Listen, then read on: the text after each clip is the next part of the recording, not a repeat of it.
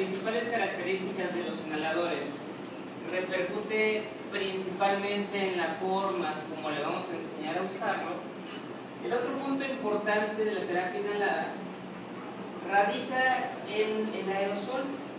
El aerosol va a depender de varias situaciones para que llegue a la vía aérea final, a la vía aérea distal.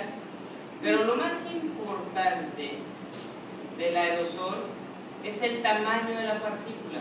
Esto es prácticamente fundamental para que el tamaño de la partícula llegue a las zonas más distales, que es donde queremos.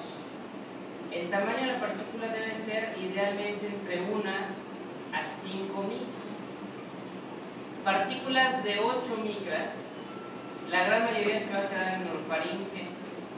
Partículas grandes de 5 a 8 pasan la orofaringe, pero se quedan en la tráquea, en la carina, en los bronquios principales. Partículas de 1 a 5 micras podrán llegar hasta la vía aérea más distal, donde queremos que haga efecto. Y menos de 1 micra van a ser tan pequeñas que van a entrar por la inspiración, van a llegar hasta el alveolo, pero como no pesan, tienen un tamaño tan pequeño, van a ser nuevamente exhaladas.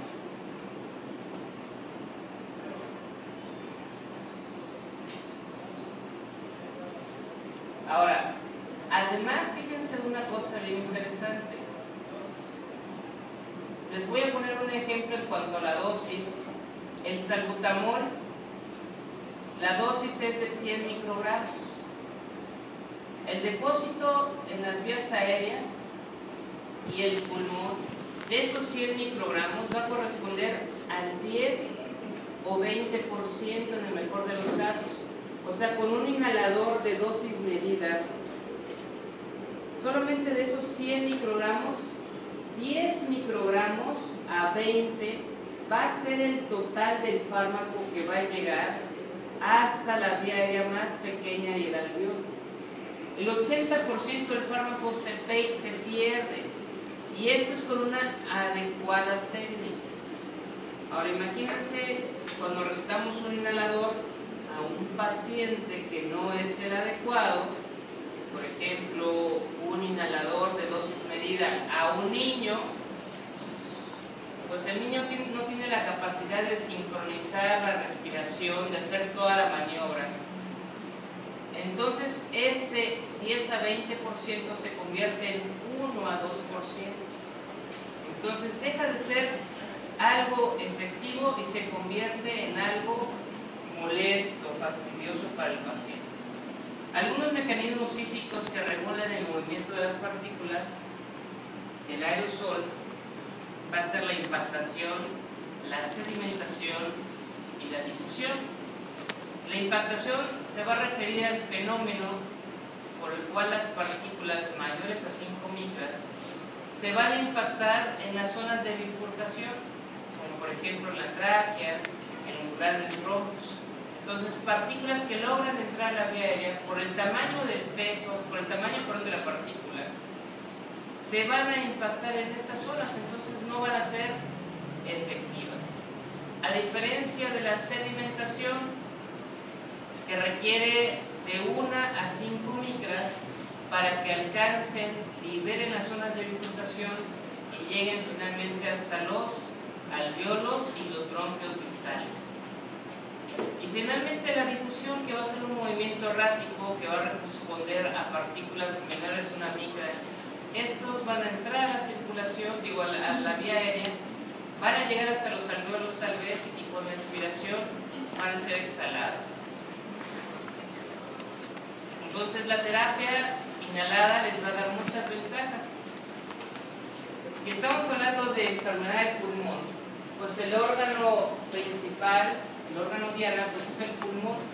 Entonces yo no me imagino, por ejemplo, tratando asma con jarabes, con pastillas, porque sé que el asma es una enfermedad pulmonar inflamatoria. Entonces lo que tengo que hacer es dar terapia para el órgano en cuestión. Consigue mayor efecto terapéutico a menor dosis. Vuelvo a tomar el caso del asma. El asma es una enfermedad inflamatoria. Entonces, ¿qué quiere decir esto?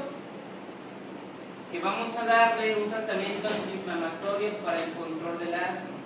Podemos darle esteroide como cual, prednisona oral. Las dosis de la prednisona vienen en miligramos. Entonces podemos darle 30 miligramos para controlar un cuadro de asma y que lo tome indefinidamente. ¿Qué le va a pasar a alguien que tome prednisona en una dosis elevada diariamente? Síndrome de Cushing, ¿qué otra cosa?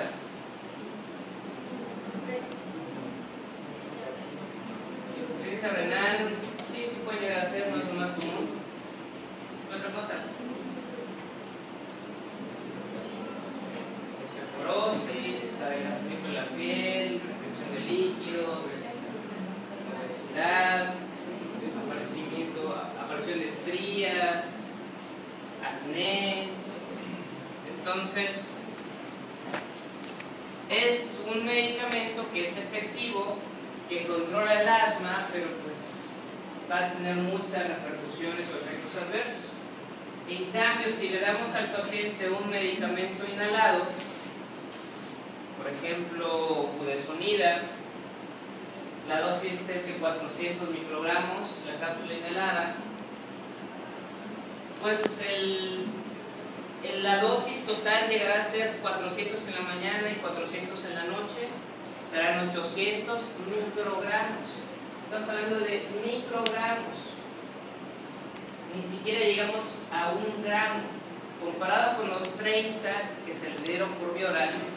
Y si estamos diciendo que de la dosis total el 10 o 20% va a ser lo que le llega al paciente, entonces nos quedamos con una dosis muy baja, el resto se absorbe y son los que pudieran en un momento dado llegar a tener un efecto terapéutico y lo que se absorbe un efecto adverso que va a ser muy limitado comparado con un medicamento oral. Inconvenientes de la terapia inhalada. Ya vimos que el depósito va a depender de la partícula. Se requiere un flujo inspiratorio mínimo. Eso casi todos los pacientes lo hacen. No hay problema ponerse el inhalador y aspirarlo. Casi todos lo logran, pero hay pacientes, por ejemplo, que están inconscientes o que están crónicamente debilitados. Entonces en ellos a veces puede costarles un poco de trabajo. A veces les cuesta porque tienen que quedarse sin respirar, hacer una apnea de 5 a 10 segundos después de que inhalaron el fármaco. O incluso a veces la técnica de inhalación no resulta la adecuada. Son muchos diferentes inhaladores. Ahorita vamos a poner algunos videos. Esta sería la técnica para hacer en general los dispositivos. Hay que preparar el dispositivo, algunos se agitan, algunos se cargan. Vamos a ver cuáles se agitan, cuáles se cargan. Hay que sacar todo el aire, colocarse la boquilla en la boca y hacer una inspiración lenta, profunda y con fuerza adecuada. Al momento que empezamos la inspiración, hay que administrar el fármaco. Nos quedamos sin respirar 5 a 10 segundos y sacamos el aire por la nariz de manera lenta. Inhaladores de dosis medida, este creo que todos lo conocemos, es el salbutamol. Este es un inhalador de dosis medida o presurizado. Es de lo más barato, este es por mucho el medicamento que todos conocen, es el más barato, es el que más recetamos. Permite que el paciente haga su tratamiento en casa, no necesita estar hospitalizado. Hay algunos inconvenientes porque se les dificulta pulsar e inspirar de manera simultánea. Y el hecho que se pueda manejar en casa, a veces me han tocado pacientes que abusan del fármaco trae aproximadamente 200 dosis y estas 200 se la acaban en un rato de 2 o 3 días. Es una cantidad muy elevada como para usarlo adecuadamente.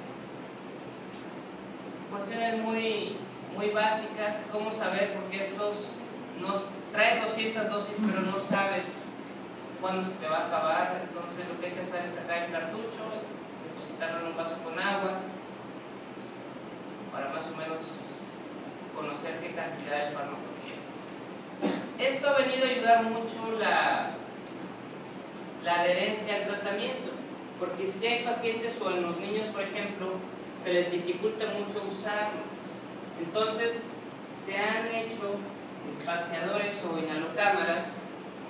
Estos ya son más modernos, tienen una boquilla que cubre nariz, una mascarilla, perdón, que cubre nariz y boca, y en la parte distal se coloca el dispositivo, el inhalador. Entonces se dispara y en esta cámara, en este espacio, el paciente está inhalando y exhalando, y entonces de esa manera facilita por mucho el uso del medicamento. Son algunos cuidados que hay que darle a los espaciadores. Estos que son monodosis, una de las ventajas es que es en cápsulas. La cápsula se coloca, ahorita vamos a ver un video de estos, se coloca, se perfora con estas cuchillas que tiene a un lado, esta que tiene aquí arriba, se coloca la boca en la boquilla y el paciente aspira. Aquí la gran ventaja es que no hay que sincronizar la respiración. Te pones la boquilla y haces tu inspiración. Hay que hacer la expiración de 5 segundos, la apnea de 5 segundos y posteriormente la expiración. Estos son de multidosis, aquí ya no hay que cargarlos, aquí ya viene el medicamento inhalado, ya viene el medicamento precargado nada más para que lo inhalemos. ¿Qué dispositivo elegir? Pues hay muchos, no va a depender una sola entidad, puede ocupar varios dispositivos. Lo que hay que cerciorarnos es que el paciente tenga la capacidad de usarlos, porque muchas veces eso es lo que nos limita, la capacidad correcta del paciente de usar el medicamento.